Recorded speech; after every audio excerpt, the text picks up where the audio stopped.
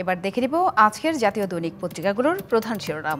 প্রথমে দেখে নিব দৈনিক প্রথম আলোর প্রধান শিরোনাম করেছে নির্বাচনের সময়সীমা জুন কেন, সন্দেহ বিএনপির। জরুরি সংবাদ সম্মেলন, বিএনপি মনে করে নির্বাচন বিলম্বিত করার জন্য ওসিলা তৈরি করা হচ্ছে। আলোচনা ও দাবির পরও জাতীয় সংসদ নির্বাচন কেন ডিসেম্বরের মধ্যে নয়, সেটি কেন প্রাকৃতিক বৈরী মৌসুম জুন পর্যন্ত নিতে হবে সেটা বুঝে উঠতে পারছে না বিএনপি।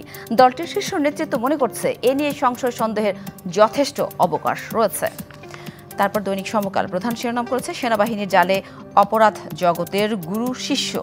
সুব্রত বাইন ও মোল্লা মাসুদ একই বাসা থেকে গ্রেপ্তার, 5টি পিস্তল, 53 রাউন্ড গুলি ও স্যাটেলাইট ফোন জব্দ। তারপর দৈনিক যুগান্তর প্রধান শিরোনাম করেছে হাসিনা পরিবারের 1,21,000 কোটি টাকার দুর্নীতি, তদন্ত চলছে 7 দেশে। ক্ষমতার অপব্যবহার ও দুর্নীতির অভিযোগে সাবেক প্রধানমন্ত্রী শেখ হাসিনা এবং তার পরিবারের সদস্যদের বিরুদ্ধে দেশে বিদেশে বহুমুখী তদন্ত শুরু হয়েছে। তারপর দৈনিক কালবেলা প্রধান শিরোনাম করেছে 200 কোটি টাকা বাড়তি ব্যয় কমিয়ে দিল এনসিটিবি। নতুন শিক্ষাবর্ষ সামনে রেখে শিক্ষার্থীদের হাতে নতুন বই তুলে দেওয়ার কার্যক্রম জোরে সোরে প্রস্তুতি শুরু করেছে জাতীয় শিক্ষাক্রম ও পাঠ্যপুস্তক বোর্ড। গত বছরের চেয়ে 4 কোটি বইয়ের চাহিদা কম এসেছে। এক উপজেলায় 78,000 বেশি চাহিদা এসেছে। অতিরিক্ত চাহিদা ঠেকাতে এনসিটিবি কঠোর, মাঠ পর্যায়ে চাহিদা যাচাই। তারপর বাংলাদেশ প্রতিদিন প্রধান শিরোনাম করেছে বিক্ষোভে উত্তাল সচিবালয়, নিরাপত্তায় সোয়াট বিজিবি, সারা দেশে 25 ক্যাডার কর্মকর্তাদের কলম বিরতি, আজ কর্মসূচি নেই। তারপর দৈনিক ইত্তেফাক প্রধান শিরোনাম করেছে মুক্তিযুদ্ধকালীন মানবতা বিরোধী অপরাধ, এটিএম আজহার খালাস, যে কোনো সময় মুক্তি।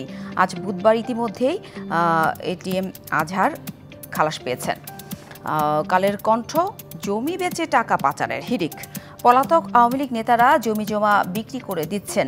তালিকায় রয়েছেন সাবেক মন্ত্রী, এমপি, আমলারাও। অনেকের বউ, শাশুড়ি, শ্যালক, শালিকাদের নামেও প্লট।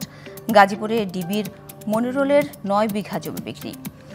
তারপর বণিক বার্তা প্রধান শিরোনাম করেছে শিক্ষায় সংস্কার স্থিতিশীলতা না এলেও রাষ্ট্রীয় ব্যয় আগের মতোই। দেশের শিক্ষা খাতে পরিচালন ও উন্নয়ন ব্যয়, এটা তাদের একটা বিশেষ প্রতিবেদন। তারপর দ্য ডেইলি স্টার প্রধান শিরোনাম করেছে top criminals, Subrata Bain, Molla Masud held. তারপর বিজনেস স্ট্যান্ডার্ড প্রধান শিরোনাম করেছে poor documentation evidence flag stolen asset recovery effort.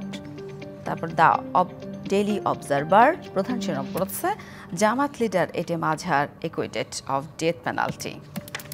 তারপর নিউ এজ প্রধান শিরোনাম push in spark security sovereignty concern, Dhaka urges Delhi to follow due process. এই ছিল আমার হাতে আজকের দৈনিক পত্রিকাগুলোর প্রধান শিরোনাম।